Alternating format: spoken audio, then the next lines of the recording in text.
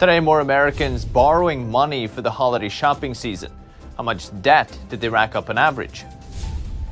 A new way to bet on the future of the Metaverse. One company has applied to launch the first exchange-traded fund tracking companies in the space.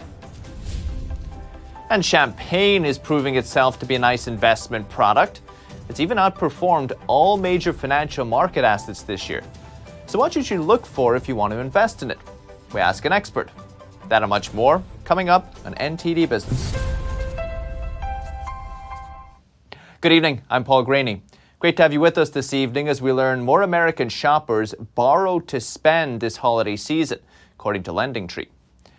Over a third of consumers took on holiday debt this year, about 10% more than last year.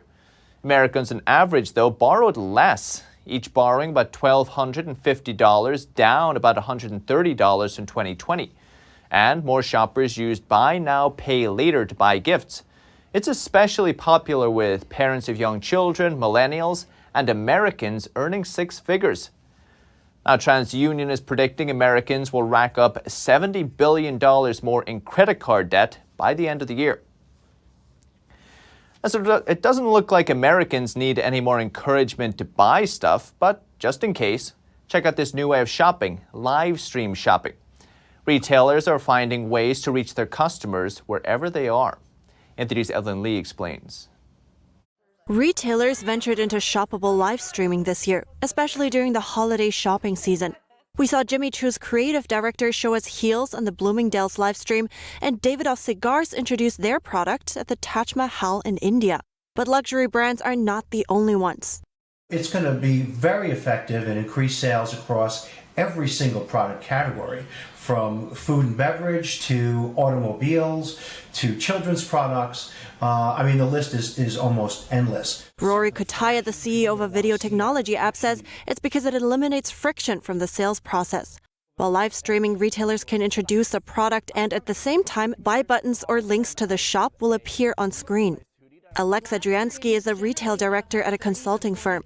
She says it also matters that viewers can make a personal connection with the live streamer. Live streams generally have about 30 to 40% conversion depending on the product and the show type. That's about 10 times the average when it comes to e-commerce. Driansky says currently the largest area for live stream shopping is in apparel. It's popular because shoppers can actually see how the items move. On top of that, people are able to ask questions, ask to see certain elements closer, all while being entertained. We're going to see truly a convergence of entertainment and shopping, and everything will become shoppable. And live stream shopping is continuing to gain traction while reaching customers where they are, at home. While you could sell almost anything over live stream, Kutaya says the best way to find out if this is suitable for your business is to give it a try. Evelyn Lee, NTD News. And Amazon's Alexa voice assistant can help you to shop too, and much more than that. But it almost put a child's life in danger over the weekend. A 10-year-old girl asked Alexa for a challenge to do. Here's what her mom said it suggested. Alexa apparently challenged her to plug a phone charger about halfway into a wall outlet, then touch a penny to the exposed prongs. Experts say it could have caused an electric shock or fire. The dangerous penny challenge began appearing on social media about a year ago. Alexa apparently failed to vet it.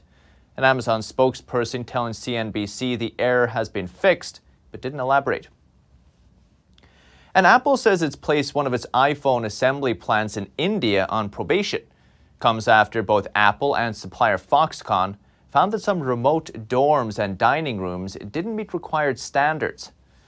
Analysts say the factory is strategic in the long term as Apple tries to cut its reliance on China's supply chain. Protests erupted earlier in the month at the plant after more than 250 women had to be treated for food poisoning. The plant employs around 17,000 people, but has been closed for about 2 weeks. Neither Apple nor Foxconn say when it might reopen. Foxconn says it's taking steps to improve facilities and workers would continue to be paid. Another setback for electric automaker Rivian and many of its customers. Its vehicles that use big battery packs will be delayed until 2023. The CEO told customers yesterday it wants to improve manufacturing efficiency so that when production does start, they'll be, quote, ramping as quickly as possible. The CEO says around 20% of orders were for the large battery pack, gives a range of about 400 miles in a single charge. The small battery pack gives 314 miles of range. And the world's richest man has now exercised the final batch of over 22 million stock options. That's before they could expire in 2022. Musk got the options as part of his compensation plan from 2012. So now let's take a look at its most recent compensation plan. NTD's Colin Fredrickson has the details. Elon Musk's 2018 compensation plan, according to CNBC, could be the most radical compensation plan in history. Though Forbes lists Musk as the world's richest man, with a net worth of nearly $280 billion, Musk's compensation is entirely tied to company performance goals and stock options. If he hadn't hit any of those goals, he wouldn't get paid at all. The plan involves 12 tranches of stock options, with each tranche worth 1% of Tesla stock. Each tranche is unlocked when certain market cap and performance goals are hit. The 12 market cap levels start at $100 billion in market cap, and they increase in $50 billion increments. Though Tesla is worth over $1 trillion right now, the plan was created in 2018, when Tesla was worth around $59 billion. And in addition to hitting those market cap goals, Tesla must also hit performance goals in the form of revenue or profit targets. After getting the stock options, however, Musk can't cash out right away. He must hold them for 5 years before exercising any of them. Colin Fredrickson, NTD News. And the Dow Jones and the S&P 500 closed at all-time highs again today. The Dow has now risen 6 straight trading days in a row. They call it the Santa rally. It rose 90 points, about 0.25%. S&P 500 gained 7 points, about 0.1%. The Nasdaq today lost 16 points, though, about 0.1%. And the Securities and Exchange Commission has charged Medallion Financial Corp and its president with fraud. It says the firm tried to inflate its share price to defraud investors. Medallion Financial makes loans to taxicab owners and operators, loans backed by the taxi medallions. The values of those medallions, though, have plummeted in the past few years, as the taxi industry struggles to compete with ride-sharing companies like Uber and Lyft. The SEC says Medallion paid a media strategist to promote itself anonymously. Several websites like the HuffPost, Seeking Alpha, and TheStreet.com, and Crane's New York Business. Medallion shares almost halved initially today, now down around 27%. If you think the Metaverse will be the next big thing, there could soon be a new way to bet on its success. Proshares just asked the SEC for approval to launch a Metaverse exchange-traded fund that'll track the performance of companies working in the virtual world space. If it's approved, you can invest in the fund just like you would a regular stock. The fund will be made up of 50 American companies working in augmented reality, virtual reality, digital marketplaces, gaming, and other related spaces. Bloomberg Intelligence predicts the industry could grow to $800 billion in 2024. That's up from $500 million in 2020. Facebook recently announced its arrival in the metaverse by changing its corporate name to Meta. Now it's unclear which stock market the Metaverse ETF would be listed on if approved.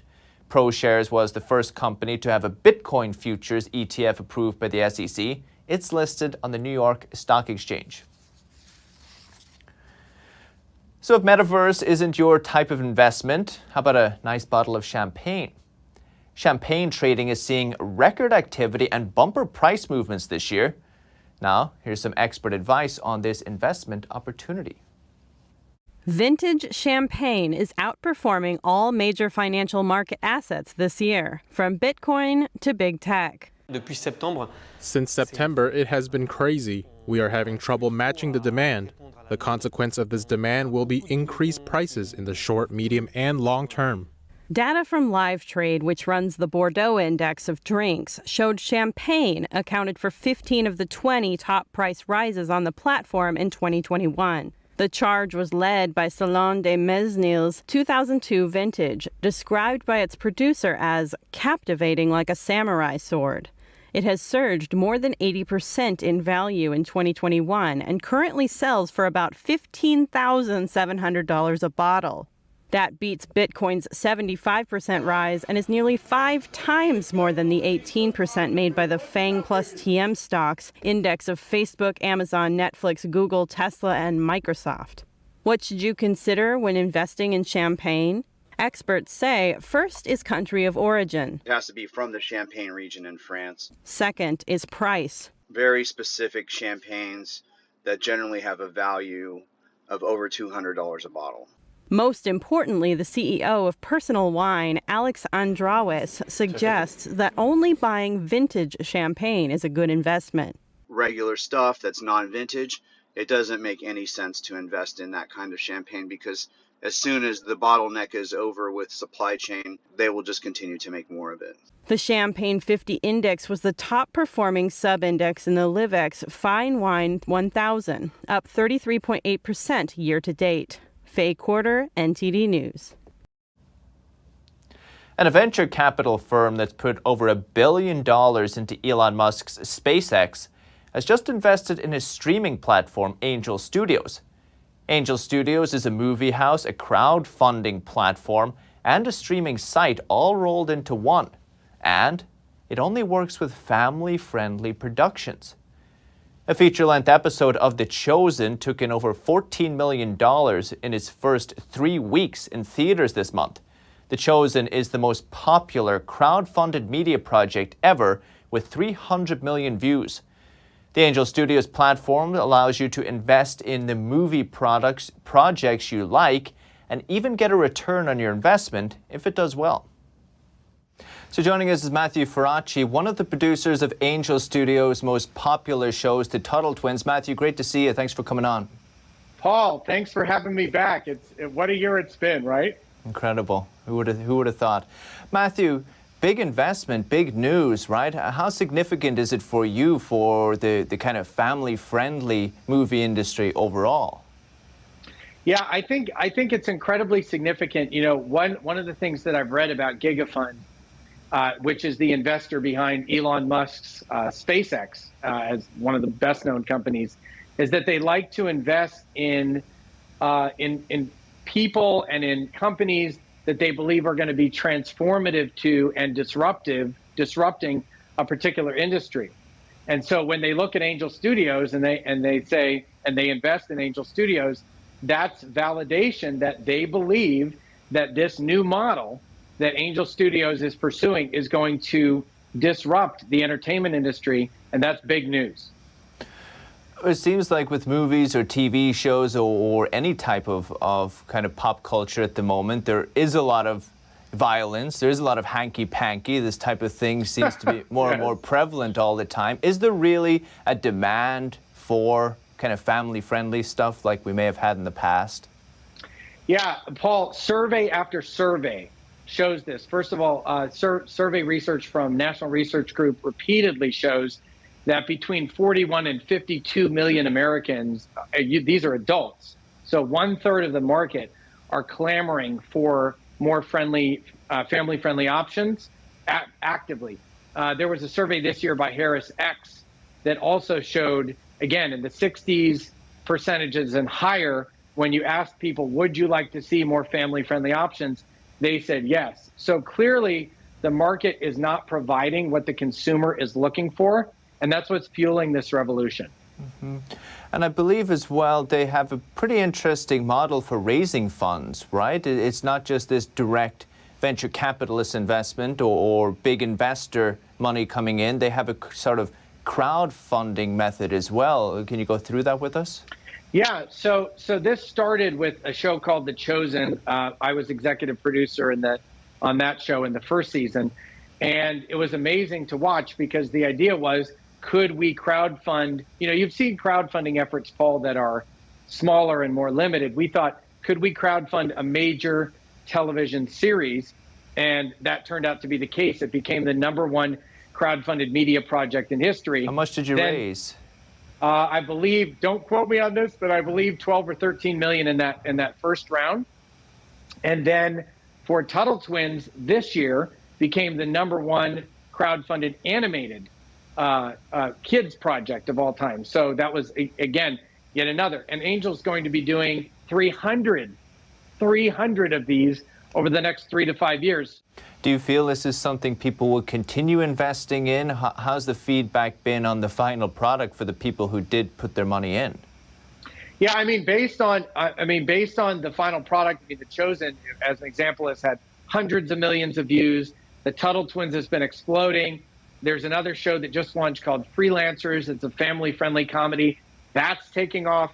So what I'm seeing is action both on the crowdfunding side and on the consumption side. In other words, people are watching it.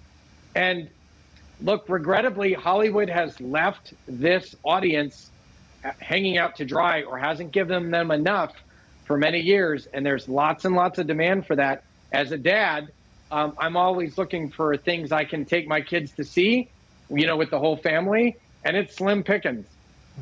So you really have to work at it. What's your vision for 2022? What are you hoping for? So I think in 2022, Paul, you're going to see lots of other people step into this industry in a big way. The Daily Wire has been making a lot of moves. There have been a lot of independent filmmakers. You've got the Reagan movie. There's a great movie right now called American Underdog in theaters, all that fit this genre. So I think you're going to see it picking up.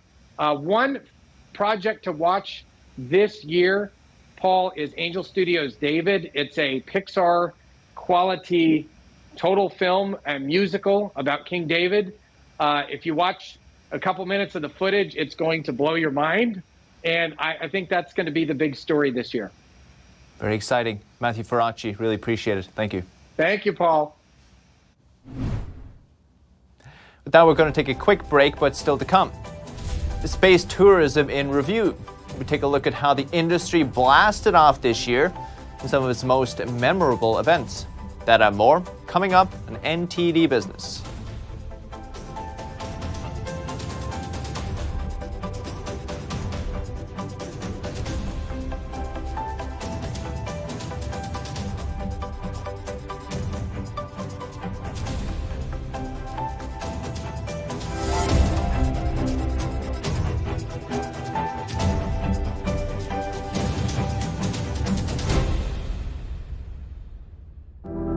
Secure, the true solution for your digital privacy and security. Secure is a private and secure messaging and email solution hosted in Switzerland, using military-grade encryption and Swiss privacy laws, giving you true privacy.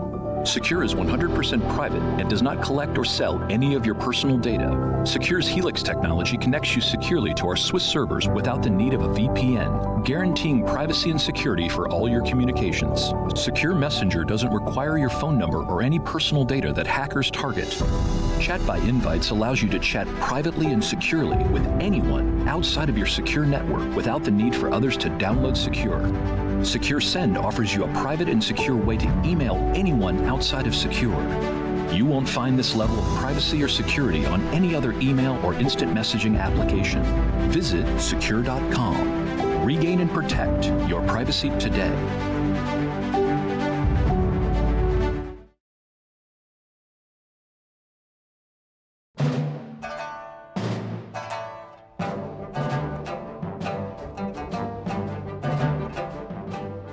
Shen Yun Symphony Orchestra combines the classical music of East and West in perfect harmony.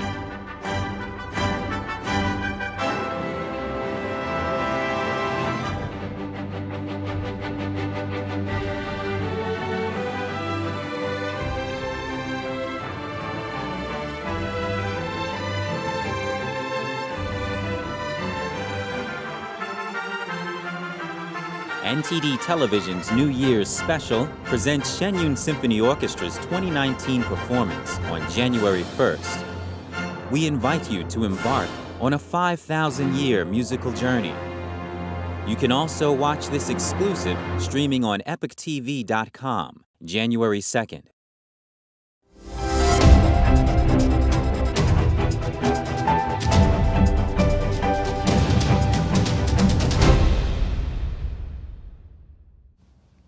Welcome back. A new year, a new crust. Papa John's is introducing another crust option to its menu. It's a New York-styled pizza. The new pie, popular in the Big Apple, is made up of 8 oversized slices, great for folding. You can get a taste of the New York-style crust now through March of 2022. It's $13 for a one-topping 16-inch pie. And since its founding in 1998, one Michelin star chef's restaurant has grown to become a laboratory that pushes customers out of their comfort zones. NTD's Andrew Thomas has the story. Chef Outfizzes has shaken up the restaurant world and garnered a steady stream of awards, and also criticism for his treatment and flavor, but he emphasizes the need to take risks. If the kitchen is a space where there are only certainties and people are going to eat what they recognize, people are going to ask for what they know they will find. We introduce people to new lands and encourage them to explore. Over a 20-course menu, customers encounter unexpected flavors, ingredients, and sensations. They are invited to play with the food between their fingers. Here, Chef Outfizzes explains the difference between two mousses. This is very strange because a dish that is puzzling due to its apparent simplicity is really a mixture of two mousses. A Lys mousse from Chateau de Kim, which is one of the most renowned Sauterne wines in the world, and a foie gras mousse. It's a classic combination in a novel format. It is as easy as taking it between your hands and enjoying it. Good, huh? Outfizzes is also formulating the perfect meal for passengers who will sail through space in commercial spaceships. Before, we used to send the military up into space, Trojans capable of following any rule that was set for them. But we are talking about another type of tourism now, another type of profile of people who are going to travel up into space, people who will not want to do without anything, and who will want to eat well. At that precise moment in time, the gastronomy factor will be present. In a future imagined by Outfizzes, sustainability is crucial, as is serving healthy food. By resurrecting ancient preparation techniques such as fermentation, he aims to strike a balance. But his creative team strives to escape the prescriptive elements of artificial intelligence and avoid the safe option of giving customers a familiar, comfortable experience. Andrew Thomas, NTD News. And liqueur brand Kahlúa is offering a $25,000 reward to a couple that can go a month without using internet technology. The challenge is called Kahlúa Stir Up Your Routine. It challenges couples to stay off their screens for 30 nights. It's reportedly meant to encourage more time together. If you're interested, you can register on Kahlúa's website. You have to be at least 21 years old and submit a video bio for your entry. Contestants will have to pass a polygraph test in order to win. In addition to $25,000, the winning couple will also receive a wheeled cart with 30 nights worth of activities. Registration ends January 2nd at 11:59 p.m. Eastern. Good luck. And scientists in Egypt have unwrapped a 3,500-year-old mummy without touching it. The mummified remains of a pharaoh are far too fragile to be unwrapped by hand, so researchers used computerized tomography to look deeper inside the mummy, which was discovered in 1881. They found that he was about 35 years old when he died, didn't have any wounds that would explain how it happened. Researchers say he was inflicted by post-mortem injuries by ancient tomb robbers. But according to hieroglyphic texts, priests and embalmers were able to repair those injuries and restored the mummy, who ruled Egypt for about 21 years in a reign starting in 1525 BC. And 2021 proved to be a tremendous year for space exploration, zero-gravity research, and new milestones of the sort. But which of the many projects will the year be remembered for? Let's rewind for a look at the most outrageous giant leaps mankind made this year. Back in January, a team of researchers simulated life on the moon, spending 2 weeks in isolation at a base in Poland. The study examined pandemic quarantines and social restrictions and their effects on human health. The month of April celebrated a milestone anniversary, 60 years since Air Force pilot Yuri Gagarin became the first human being in space. He took the Soviet Union's own giant leap for mankind and spurred the U.S. to race for the moon. April also saw a loss for the space community, the death of Apollo 11 astronaut Michael Collins. His family said he died from cancer at age 90. Collins was part of the three-man crew that ended the space race with Russia and fulfilled President John F. Kennedy's challenge to reach the moon by the end of the 1960s. Collins never set foot on the lunar surface like his crewmates Buzz Aldrin and Neil Armstrong. I was always asked, wasn't I the loneliest person in the whole lonely history of the whole lonely solar system when I was by myself in that lonely orbit? And the answer was no. In May, the European Space Agency presented Project Moonlight. The effort would send satellites in orbit around the moon and help the ESA offer communications and navigation services to any country planning lunar exploration missions. It will help us pave the way for mission to Mars and beyond. And it will allow us more sustainable space exploration in the future. The UAE voiced its extraplanetary ambitions in July. Selected candidates to become Emirati astronauts included the Arab world's first female astronaut. The feeling of achieving your dreams is very gratifying, and I also feel a huge commitment and a sense of how important this is for the UAE. At the same time, billionaire Richard Branson hurtled into space aboard his own winged rocket ship. To the next generation of dreamers, if we can do this, just imagine what you can do. The launch beat Branson's far richer rival, Jeff Bezos, by just 9 days. That's when Bezos blasted into space on his rocket company's first manned flight. We're going to build a road to space so that our kids and their kids can build the future. And we need to do that. We need to do that to solve the problems here on Earth. A Russian film crew rocked into space in October to make the world's first movie in orbit. They spent 12 days filming scenes for a feature-length production. Their journey closely followed that of another film icon, Star Trek's Captain Kirk, played by 90-year-old actor William Shatner. Boldly went where no man has gone before, reaching the final frontier aboard a ship built by Jeff Bezos' Blue Origin company. What you have given me is the most profound experience I can imagine. I'm so filled with emotion about what just happened. And closing out the year, NASA selected 10 new astronauts in December. The space agency introduced the 6 men and 4 women during a ceremony in Houston. That's the latest business updates for today, but you can still catch NTD Evening News with Chenny Wu at 6:30 p.m. Eastern. For NTD Business, it's all for today. Thank you for watching. We'll see you tomorrow.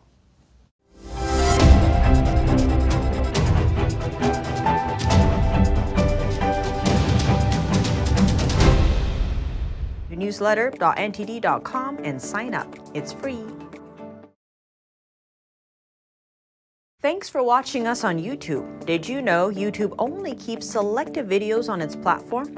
So if you want to make sure you get the full picture, just subscribe to our newsletter. Go to newsletter.ntd.com and sign up. It's free.